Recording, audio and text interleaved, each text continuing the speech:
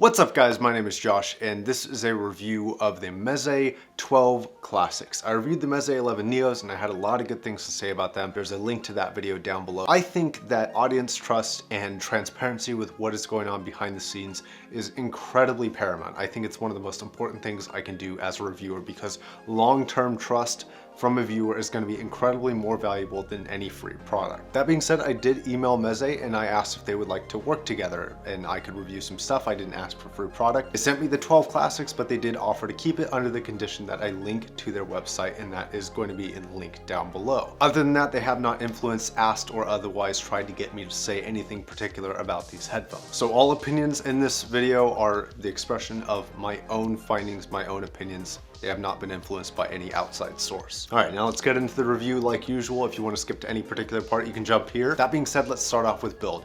These are very well built.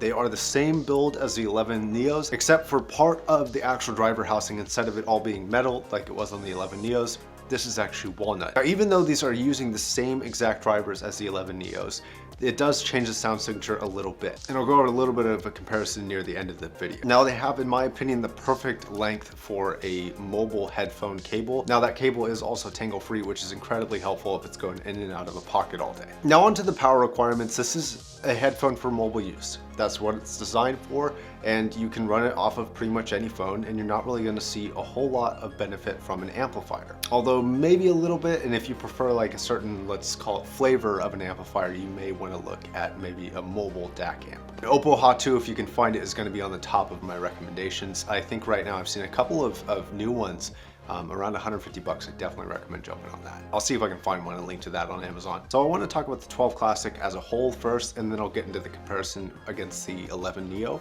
The general description of how I would explain the sound signature is that there is a heavy emphasis in the upper mid-range and treble. It's very focused in that area. From memory, it reminds me a lot of the Shure SE215s. Very similar sound signature from what I can remember. Now, another thing I should note is the tips I was using for this. I found that the foam tips sounded best because it calmed down that treble a little bit and made it a little bit more pleasant. It was actually the most pleasant of any of the tips that I tried, was the very good foam tips that came with this. Now let's get into treble. It's very, very bright, but not sibilant. It's kind of free roaming. It seems like there's a general lack of control with the highs because sometimes they spike up and they jump up and they're not extremely predictable. And the highs were definitely probably the the high point of this headphone, although there was a little bit of grain or a little bit of scratchiness in the upper ranges, where there was just a little bit of kind of inconsistency with the sound. And on the upper limits of especially like female vocals or really high male vocalists, like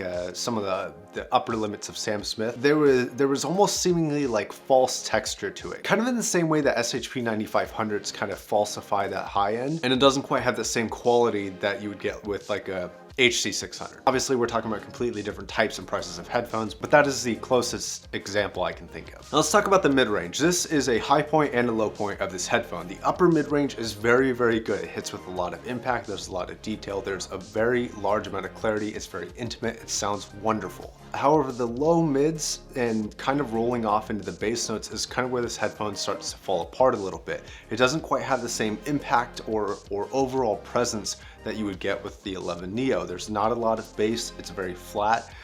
It's quite boring, and unfortunately, it wasn't able to make up for that lack of bass with at least a good amount of detail there. It just didn't really have much bass at all. No detail, no presence, no impact, nothing. And bass was by far the biggest part of this headphone that I felt was lacking.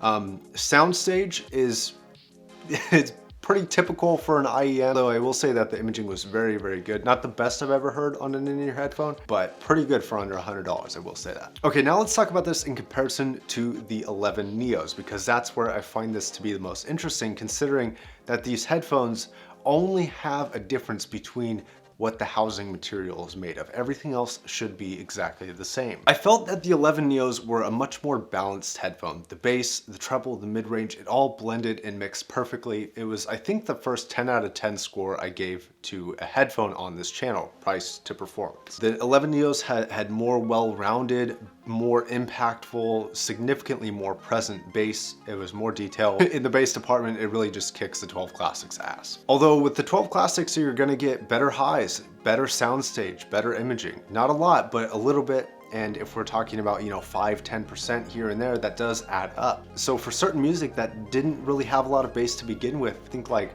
very vocal or orchestral music where there's not a ton of bass drums or anything like that. In a lot of those circumstances, the 12 classics did sound better. And regarding that high end, I felt like overall the high end was significantly better on the 12 classics, although you do have to deal with a little bit of grain, and that did kind of knock it down a peg. But I also felt like that more fits the sound signature of the 12 classics, whereas if you put the highs of the 12s in the 11 Neos, it wouldn't have fit the overall sound signature and feel of the 11 Neos. So it's really kind of a toss-up on preference. And speaking of preference, I think that's going to bring us nicely into the conclusion. If you're just looking at this headphone, I would say the overall score is going to be an 8 out of 10. It's not my preferred sound signature. If you've heard those SE215s I mentioned earlier and you like them, this might be a good, somewhat cheaper alternative that in my opinion also looks better, but it didn't really fit what I was looking for. If you're looking for it in comparison to the 11 Neos, the 11 Neos in my opinion were a little bit better balanced and a lot more enjoyable, for my taste in sound at least. So both sound good, but it's really going to come down to your preference on which sound signature you prefer, and I'm going to leave that up to you.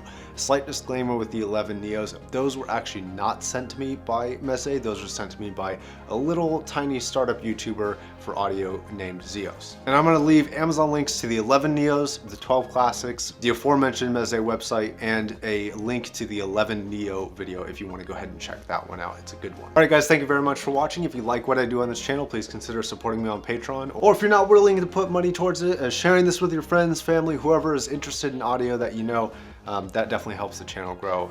Been really impressed with the channel growth, so thank you very much. Special shout out to all of my patrons. Alright guys, my name is Josh. I will catch you in the next video. Thanks very much for watching. Bye.